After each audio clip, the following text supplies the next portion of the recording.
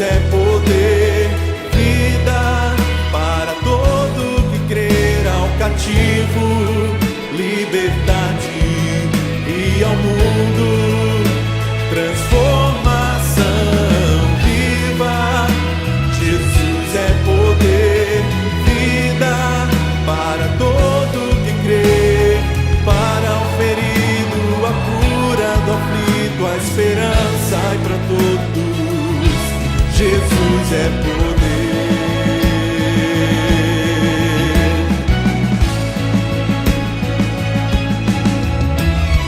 Lágrimas e aflições não poderão impedir a palavra que vence o mundo e a morte. Cristo Jesus é poder. Viva! Jesus é poder. Para todo que crer, ao cativo, liberdade, e ao mundo transformação viva. Jesus é poder, vida para todo que crê, para o ferido a cura, do aflito a esperança, e para todos Jesus é poder.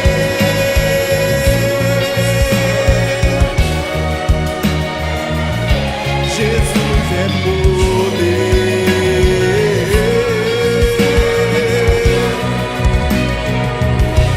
Jesus é poder.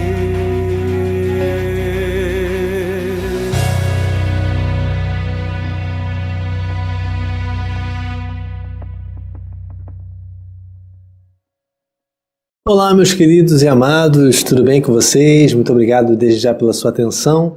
E hoje nós vamos falar sobre um assunto bem delicado, que é o preço de ser bom. Você com certeza deseja ser bom em alguma coisa. E todas as vezes que alguém se destaca, às vezes a família, os vizinhos, os colegas, os amigos, a igreja, tem dificuldade em lidar. Jesus Cristo, pela sua própria vontade e pela sua própria bondade, se destacou em muitas coisas. Talvez você queira ter sucesso na sua vida pessoal, profissional, na sua vida relacional, e isso causa um certo estresse. Existe a parte boa, existe o prazer de ser bom em alguma coisa e colher esses frutos. Mas, como na vida temos aflições e o Senhor nos manda em termos bom ânimo, é necessário entender algumas coisas que são causadas a partir do momento que você se destaca em alguma coisa. Talvez você quer ser um bom pai, um bom filho, um bom esposo, uma boa esposa, um bom funcionário, um bom empresário, um bom membro de igreja. Bom, se você quer ser bom, existe um preço a pagar. E Jesus Cristo passou por isso muitas vezes com seus discípulos. Eu quero destacar hoje uma vontade, um desejo, um ensinamento de Jesus mediante um acontecimento que está relatado em Marcos, no capítulo 7, a partir do verso 1, que diz assim: E ajuntaram-se a ele os fariseus e alguns dos escribas que tinham vindo de Jerusalém, e vendo que alguns dos seus discípulos comiam com pão com as mãos impuras, isto é, por lavar, os repreendiam. Porque os fariseus e todos os judeus, conservando a tradição dos antigos, não comem sem lavar as mãos, muitas vezes, e quando voltam do mercado, se não lavarem as mãos, não comem. E muitas outras coisas há que receberam para observar, como lavar os copos, os jarros e os vasos de metal e as camas. Depois perguntaram-lhe os fariseus e os escribas: Por que não andam os teus discípulos conforme a tradição dos antigos, mas comem o pão com a mão por lavar? E ele respondendo disse-lhes: Bem profetizou acerca de vós Isaías, hipócritas, como está escrito: Este povo honra-me com seus lábios, mas o seu coração está longe de mim. Em vão, porém, me honram, ensinando doutrinas que são mandamentos de homens, porque deixando o mandamento de Deus, retendes a tradição dos homens, como lavar dos jarros e dos copos, e fazeis muitas outras coisas semelhantes a estas. E dizia-lhes: bem validais o mandamento de Deus, para guardardes a vossa tradição. Qual é o desafio de ser bom? Qual é o preço de ser bom? Talvez você queira ser bom em alguma coisa e não sabe o preço que isso tem. Não é à toa que as pessoas que se destacam na sociedade, e às vezes você observa pessoas que estão em pleno auge da sua carreira, tendo crises existenciais, tendo problemas familiares, tendo problemas relacionais, e com o passar do tempo, nós observamos que isso também ocorre conosco. Talvez você esteja hoje no auge da sua idade, no auge da sua maturidade, e esteja vivendo esse momento porque não te ensinaram o preço de ser bom. O preço de ser bom é alto. Não é à toa que as pessoas de maior destaque no mundo têm que pagar e têm que estar dispostas a pagarem a esse preço que é tão alto que pode custar muitas coisas importantes na sua vida. Bom, eu quero pensar com você acerca do que fazer no momento que você se torna destaque, no momento que você se torna bom em alguma coisa. A primeira coisa que eu posso pensar é que quando nós somos bons, nós atraímos pessoas com duplos interesses. Nós atraímos pessoas com duplos interesses. A partir do momento que você se torna bom em uma área, a partir do momento que você se destaca em uma área da sua vida, você não vai atrair só gente boa, você também vai atrair gente que não presta. Gente maldosa, gente que tem duplo caráter, gente que tem dupla personalidade, duplo interesse, gente que não é tão boa assim. Pode até fingir ser seu amigo, mas não é tão bom assim. Bom, aqui no caso, Jesus Cristo estava com seus discípulos. E a palavra de Deus fala que os escribas e fariseus se ajuntaram a Jesus. Ou seja, eles não foram chamados para estarem ali. Eles se ajuntaram. Talvez estivessem junto à multidão e foram se aproximando, e de repente começaram a questionar os discípulos de Jesus. Bom, eu quero pensar com você, querido, que talvez você esteja se estressando porque nem todas as pessoas que estão ao seu redor, na sua família, na sua casa, no seu trabalho, são pessoas honestas ou que têm realmente o interesse do seu bem. Bom, quero te dizer que isso também aconteceu com Jesus e você não pode se estressar com isso. Então, quanto melhor você for, mais pessoas boas você vai também atrair, mas também mais pessoas que têm duplo interesse, gente que não presta, gente que é maldosa, gente que tem dificuldade de entender o seu sucesso. Bom, não se estresse com isso porque o Senhor nos dá a capacidade de vencer essas coisas. Nós não podemos esquecer que nós estamos no mundo e o mundo é cheio de pessoas diferentes. E nós não podemos escolher as pessoas que estão no mundo. Elas nascem, elas desenvolvem, elas crescem e elas nos encontram. Então, se você é bom em algo, não se estresse, não desanime, porque se Jesus Cristo, que era bom e que era o Messias, atraiu pessoas que eram maldosas, você acha que você não vai atrair? Então, o segredo não é ficar preocupado com quem é bom ou quem é ruim, mas sim você tem que se preocupar com o seu comportamento mediante as pessoas que você tem que identificar se realmente elas são boas ou são de maneira equivocada, podem ser consideradas boas, ou se elas são realmente ruins. Bom, uma coisa é certa, Jesus Cristo poderia muito bem concordar com a crítica dos escribas e dos fariseus. Eles criticaram os discípulos de Jesus. E por que então Jesus não concordou com eles? Ele não concordou com eles porque ele conhecia os discípulos. Ele sabia quem eles eram. Eles tinham intimidade. Então, por favor, não se estresse com isso. Não se estresse com as pessoas que às vezes se dizem seus amigos, mas não são verdadeiramente. Falam para você que gostam de você, que estão torcendo por você, mas na verdade estão trabalhando contra. Isso acontece em qualquer lugar. Acontece no seu trabalho, na sua família, acontece até na igreja. E eu quero te pedir, por favor, não se estresse. Olhe para Cristo, porque esse sim importa com você e ele vai te dar livramento. Uma outra interessante ideia com relação ao desafio de ser bom é que para nós sermos bons verdadeiramente, nós não podemos permitir que essas pessoas atrapalhem o sucesso que Deus planeja para você. Nós não podemos permitir que essas pessoas atrapalhem o sucesso que Deus planeja para você. Eu quero destacar aqui hoje algumas coisas que normalmente nós esperamos das pessoas. Eu quero destacar uma das coisas mais comuns é que nós esperamos mais das pessoas do que elas podem conceder.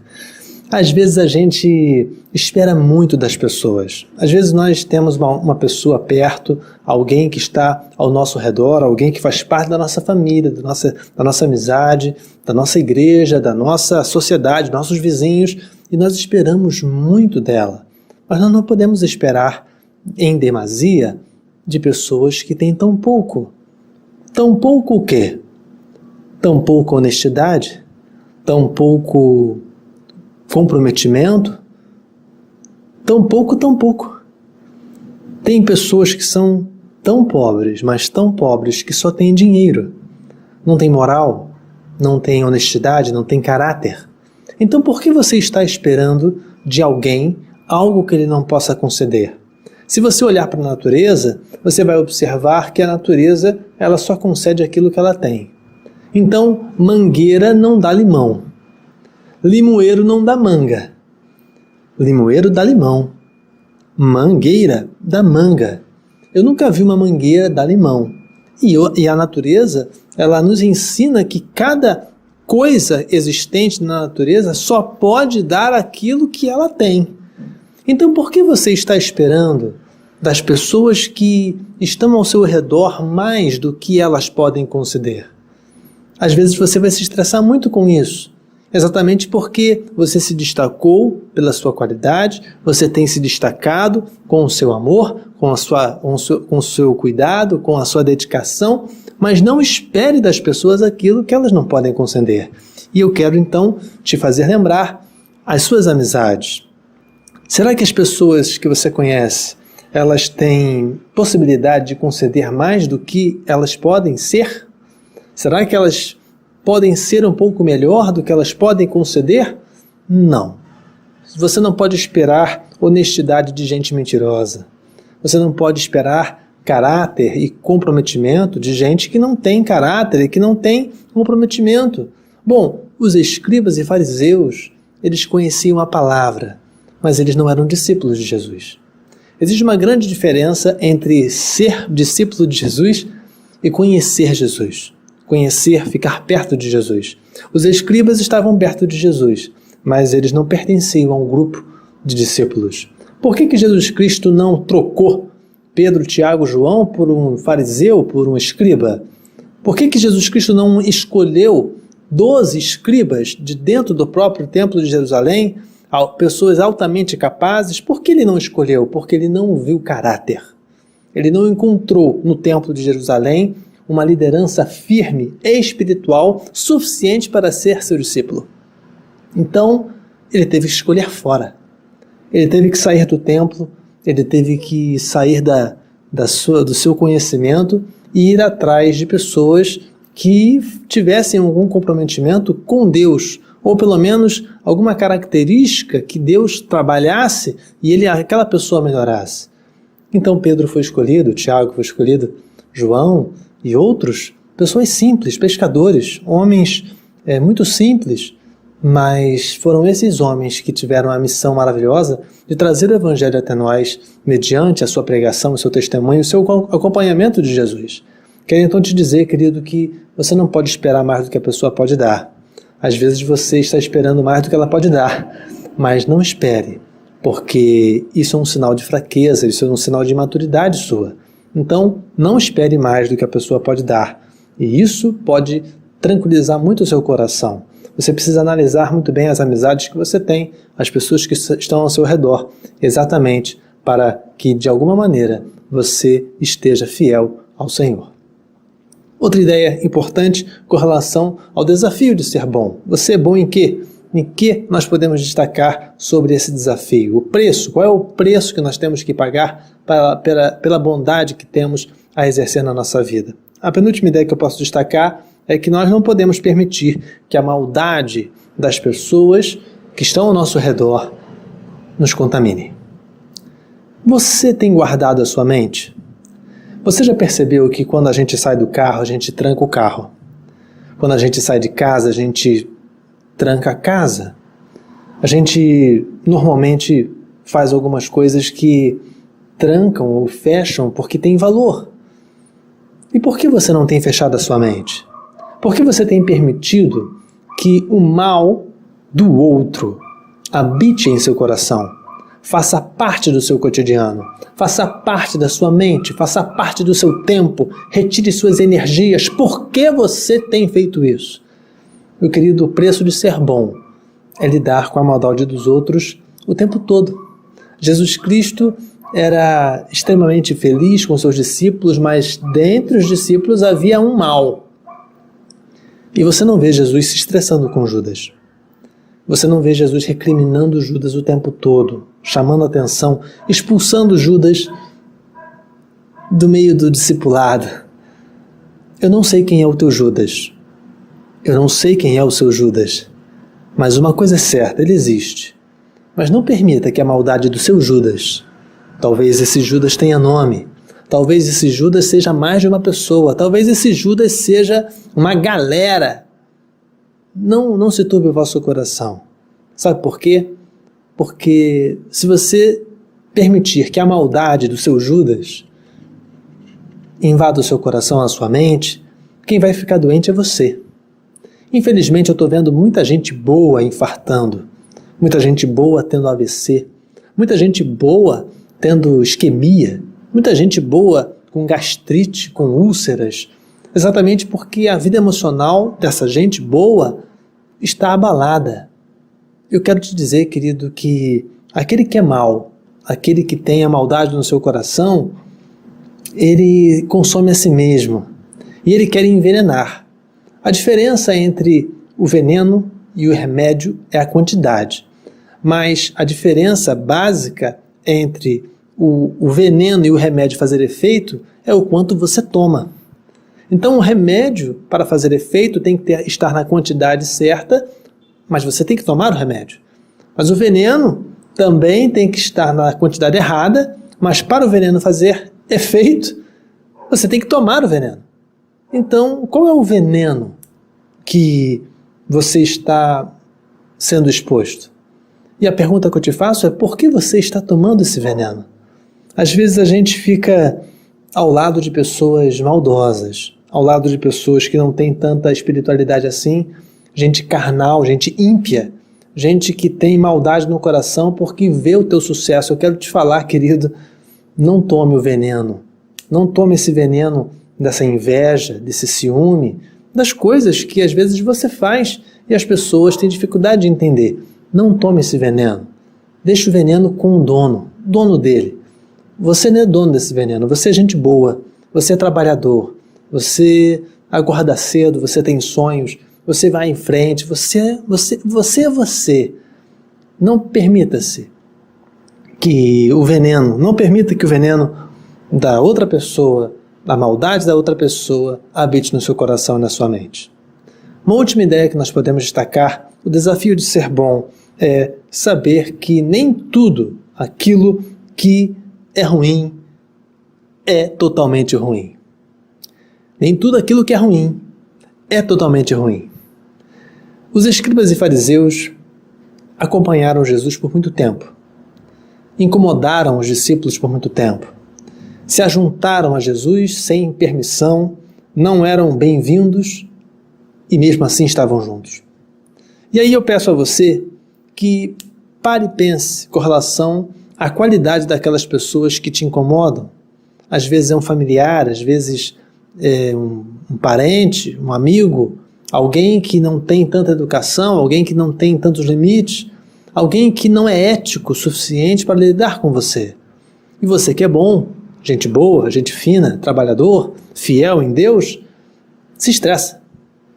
Então, quero pedir a você, por favor, que mantenha a sua paz, mas também entenda que nem tudo aquilo que é ruim é tão ruim assim.